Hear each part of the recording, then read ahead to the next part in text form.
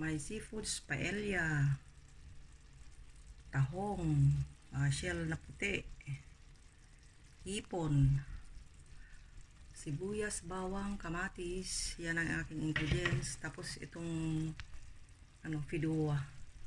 Yan na yung maliliit na parang pasta. Carve. Yan, yugyugin ko kasi hindi pwedeng galawin. Ganyan na lang para hindi matutong, para hindi ma-burn.